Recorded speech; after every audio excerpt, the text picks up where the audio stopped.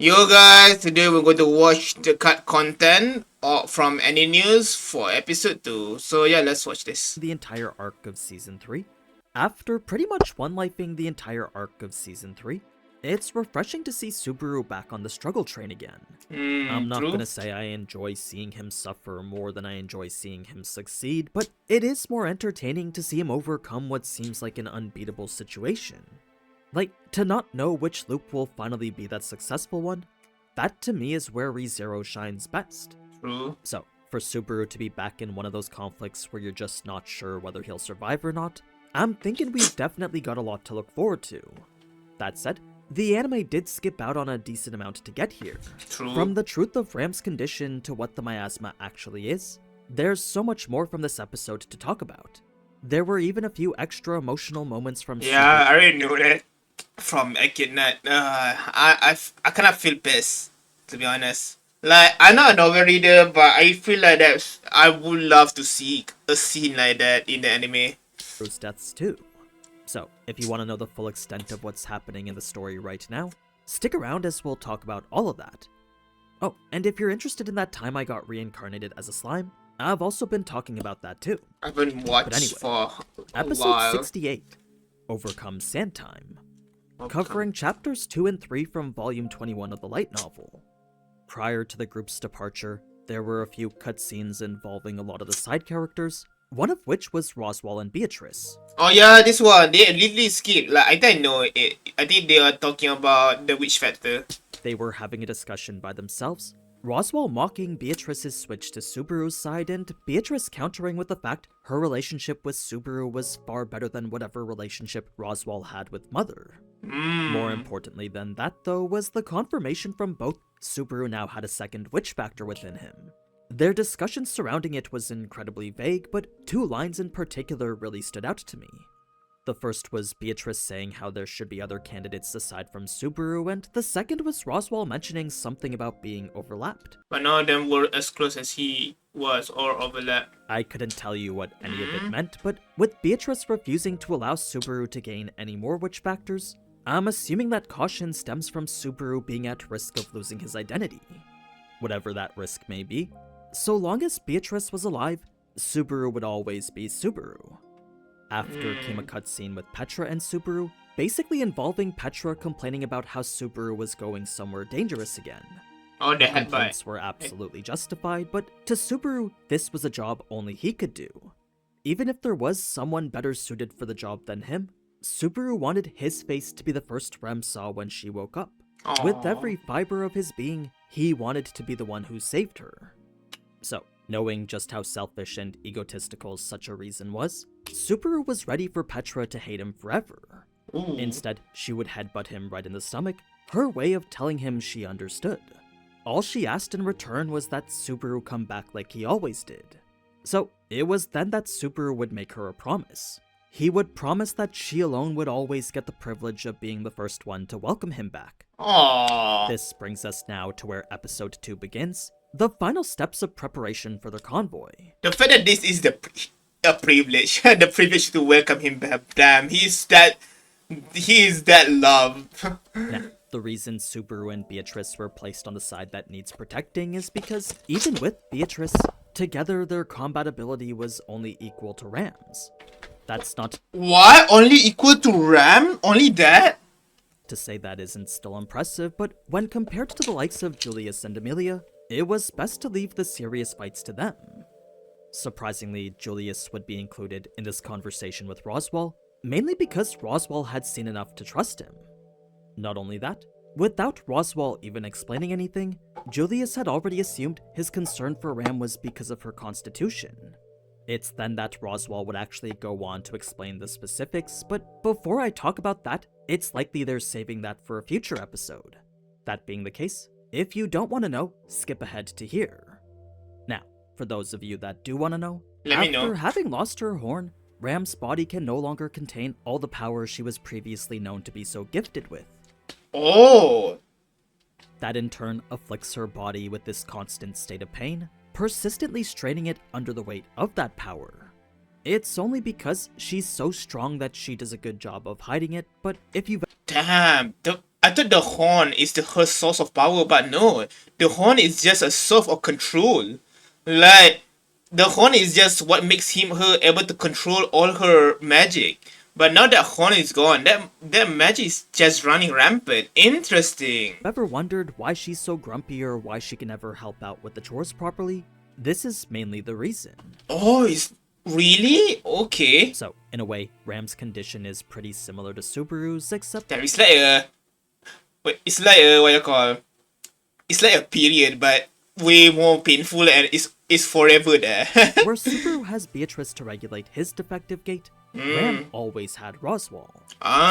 It's the reason she privately visited Roswell every night. Subaru just assumed that was something a bit more suggestive, but now that he knew what their secret meetings were really for, he was incredibly embarrassed by his misunderstanding.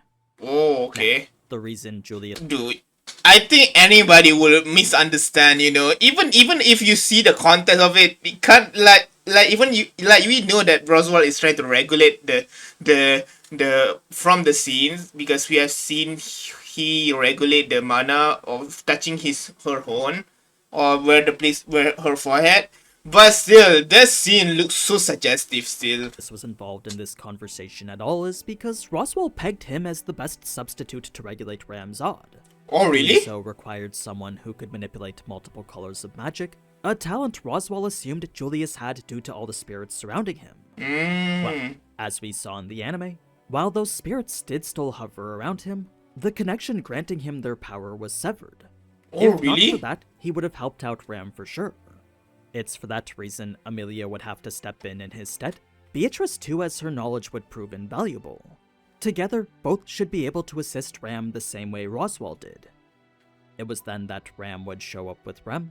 The latter, now in a wheelchair, Subaru personally helped Yeah, he created that. recreate using memories from his old world. Memories from his old world. Of course, he wasn't skilled enough to build it by himself, but with the help of craftsmen from the industrial hub of Lagunica, a wheelchair like this was easy.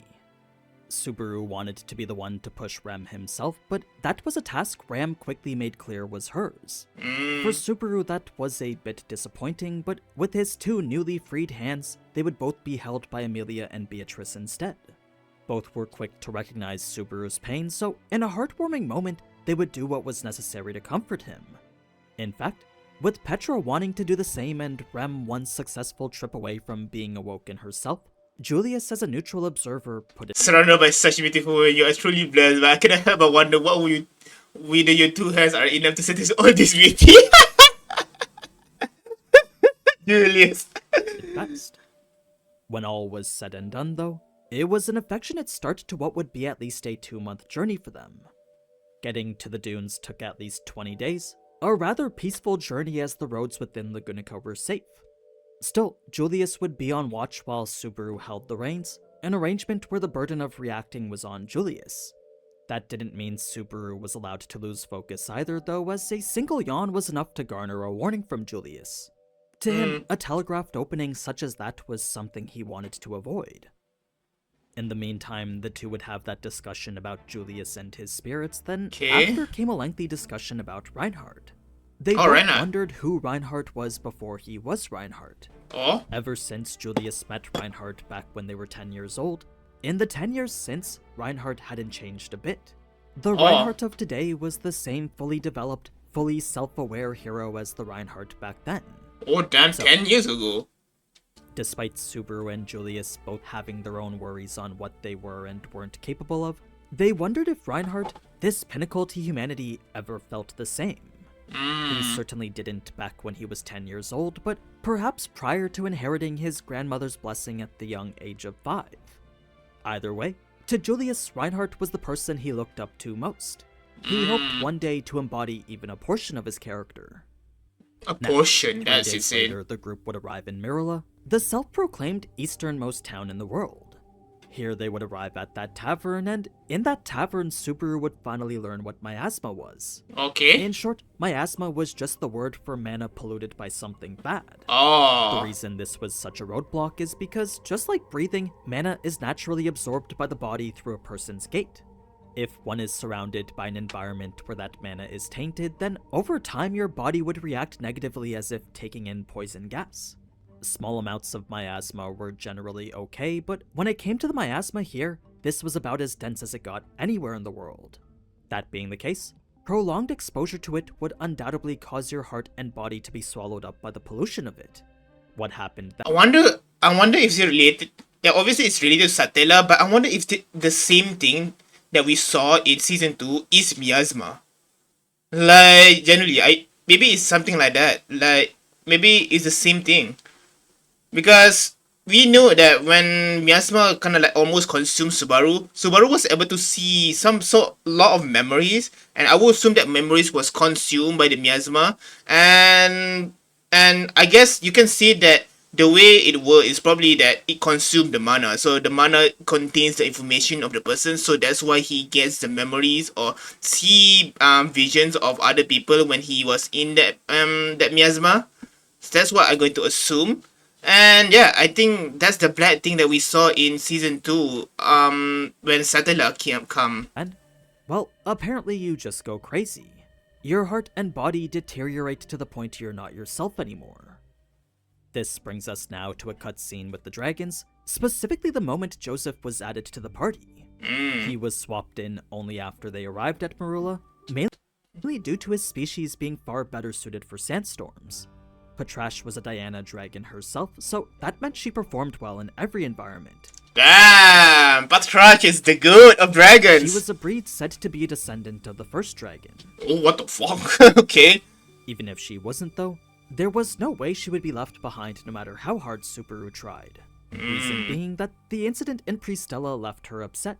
Just like Oh, she's upset that he wasn't able to protect Subaru when she needed. Patra, you cute little dragon. another woman in Subaru's life, she didn't like not being relied on when Subaru needed help most. So, after being locked away for the entire conflict in Pristella, for a short time after, Patrash would refuse to interact with Subaru. It wasn't until Otto intervened to explain why that Subaru finally understood Patrash just wanted to protect him. Patrash wasn't the only one trying to be gallant, as Subaru too wanted to look out for Ram. You see, after 20 days, it was clear Beatrice and Amelia's treatment wasn't enough, so Subaru was always making sure she wasn't exerting herself. Of course, Ram was a bit embarrassed she was the cause of so much worry, but at the same time, she refused to let herself be a hindrance. Whether out of fear of being left behind or simply wanting to do her part, Ram was fully committed to seeing this through. It was then that Amelia and Ram would share a rare moment together, Ram noticing how Amelia acted a lot more confident, while Amelia happy Ram could act more comfortable around her. Before, she was always envious that Subaru got to see Ram's true personality, but on this trip, she got to experience it too. So it seems the two of them were becoming a little bit closer. Finally, the group would arrive at their very first obstacle, crossing the desert during sand time. This wasn't a random occurrence like how you may think, but rather a phenomenon occurring 3 times daily. Once in the morning, once midday, then once in the middle of the night. Midnight These weren't only. your typical sandstorms either, as the miasma infused with it meant they were essentially traversing a toxic waste dump. Fun fact, that's actually why the desert is a desert in the first place. It's not the climate or geography that makes It's this because the desert miasma. sand. It's the miasma killing any and all foliage. That's insane. You mean that all this sand is caused by miasma? Oh, wow. So, unlike the arid deserts we know, the desert here had rain and wasn't even hot. It simply flowed with toxic poison. Now, the longest sand time always happened at night, so it was the right call to hunker down like how we saw in the anime. Meili's powers kept them safe while she slept as well, so that was another problem they didn't have to worry about. The only problem left then was the miasma.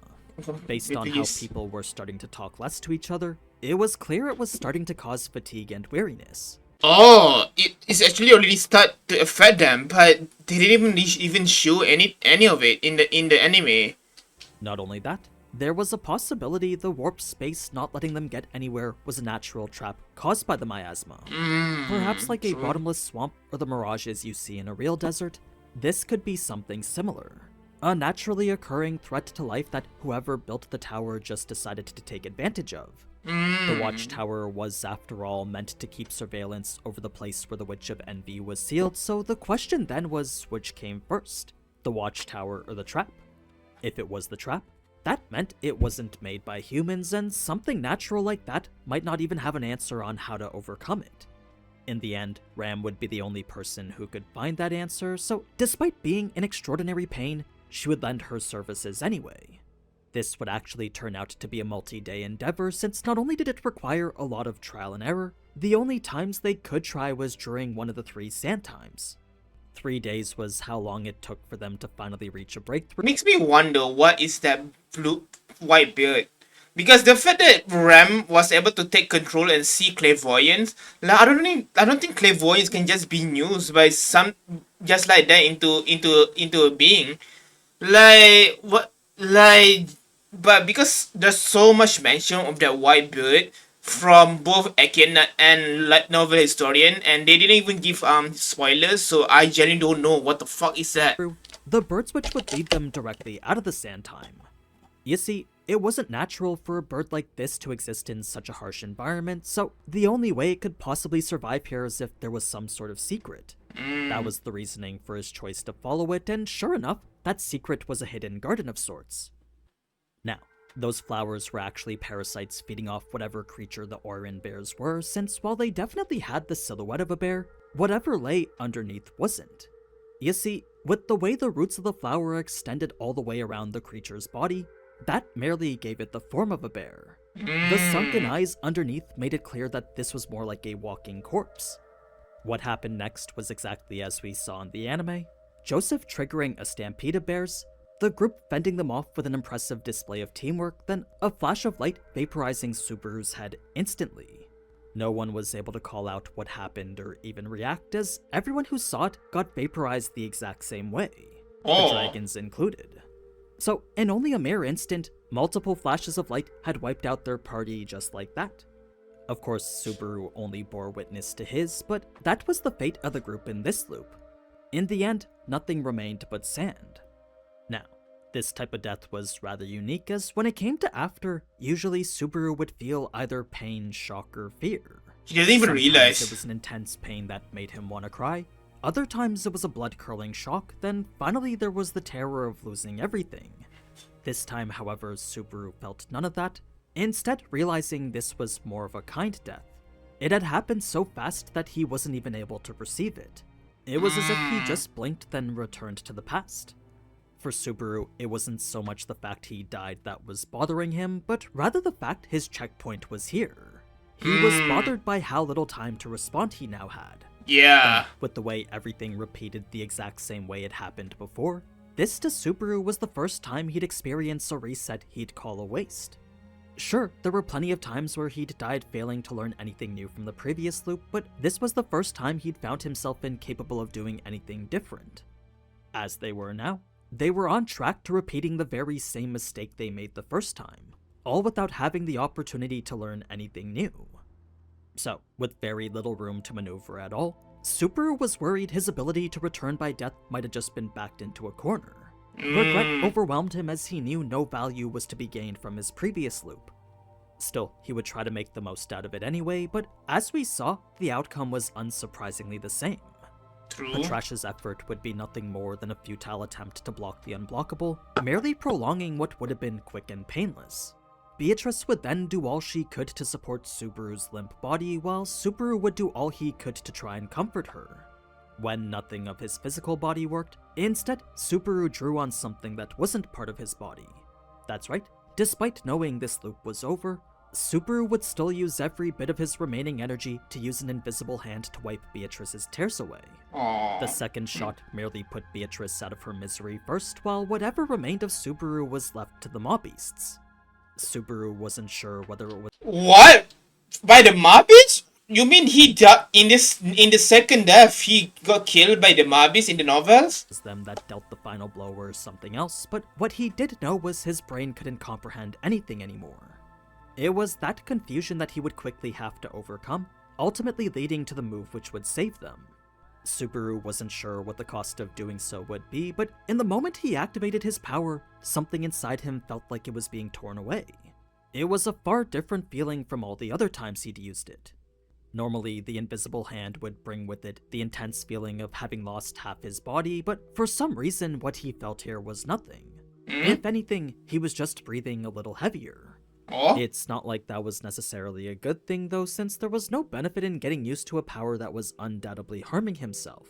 This, however, wasn't the time to figure that out, so instead the group would fall back for a meeting. interesting. They would commend Meili for her efforts in the field, then ask if anything could be done about the bears. If there were less than 100, she definitely could, but for a garden of this size, she sensed there were more. Perhaps thousands or even tens of thousands. So, to continue forward, that meant she'd have to focus on the more immediate bears, moving only those in front, then hoping it wouldn't disturb any of the other ones. Further discussions about the sand time revealed it was similar in nature to Beatrice's passage, making it a distortion in space that could spit out those who traverse it anywhere. Finally came the talk about the light, the truth of which Subaru would have to skirt without revealing how he came about it. Yeah. Remember, anything even hinting at return by death was taboo. Yeah. Subaru would have to chalk his warning up to instinct, a message Ram would be surprisingly acceptive of. Reason being that this to her was the natural development of those lucky enough to survive as many dire situations as Subaru. Just as a field rat knows to change its den before the rain comes, Subaru seemed to pick up on danger before it actually struck. Then, as if Subaru was being targeted by a sniper, a red dot akin to a laser pointer would appear right on his chest. The Oh. next instant, a flash of light would come barreling towards him, except this time the others would be there to help him. Amelia would create a chestplate device to block the initial impact, then Julius would intercept Oh, that's it right as it was That's kind of cool. Chest plate. Oh my. about to penetrate that chestplate. The chestplate wasn't even enough to delay the attack for a complete second, yet still Julius was able to react fast enough. In fact, with the way they showed it go down in the anime, this has gotta be one of my favorite scenes with Julius. Perhaps even better than a lot of scenes with Reinhardt. Oh. The fact Julius is a normal person makes the feat even more impressive, so True. perhaps he's a bit stronger than we think he is. In any case, with one layer of ice not being enough, Amelia's next defense would consist of 6. Again, the needle would break through, but now it was slow enough for Julius to intercept without difficulty. Now It EMT. also gave Subaru time to activate EMT, so the third attack was no faster than a simple arrow. This gave Ram the opportunity to sync with whoever the attacker was, confirming the target was in fact Subaru. Moments later, the world Ooh, interesting. So she can. So clairvoyance does work on people. Interesting. I thought it only worked on humans. Well, I should have known. Like she was able to sense someone is targeting Subaru, and obviously there's no way she was able to know it unless she used clairvoyance on the person. Ah man, I didn't pick up fast how her ability works. Meaning that I guess clairvoyance works doesn't matter how strong the character is. Like I don't think Shaola is weak. So and I guess we can accept that the what you call the white bird might be Pandora, because there is a chance that she can just just go see the vision, because her ability is just to see the vision. It's not anything fancy, but it's just a utility magic. So maybe it did work on Pandora. Maybe. beneath them would crack, and their fall into darkness is what would wrap up the episode. So that's pretty much it for that, and with that, I'd say ReZero is making a nice return to the tone it carried in the first 2 seasons. Yeah. I'm genuinely curious to see how much more struggles Subaru will be faced with. Now, if you liked the video, then leave a like, and if you want to Yeah, great video from AniNews. We did learn a bit new information. I cannot remember all, but I think we did learn a lot of it. Some, like the fact that Ram doesn't really, like the horn is just needed so that she can control her magical power, but it doesn't mean that her magical power is not there. It's still there. The miasma, the whole desert is the result of a miasma. It's insane. What the fuck? What more? I cannot know anymore. Yeah, I think that's the only one I can think of that they can be. Oh, and Patraj. The fact that Patraj just wants to stay with Subaru. So yeah, I think that's the only thing information that we got. I don't remember all the information right now because there was a lot. But yeah, but I will remember everything when I watch the anime. I can reference to it. Yeah. I think that's all from me. Thank you for watching. If you guys enjoy, please subscribe and please share the video to see more of my content. And yeah, peace out.